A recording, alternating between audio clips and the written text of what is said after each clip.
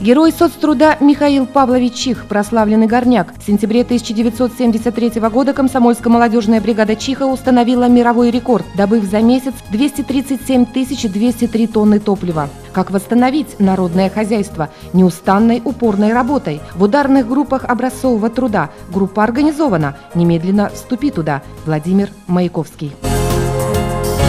Кто герой? Тот, кто в ударных группах образцового труда ушел под землю. Кротом за рудой роется горой. Тот герой. Чтобы нанести разрухе решительный удар, становись в ударной группы образцового труда.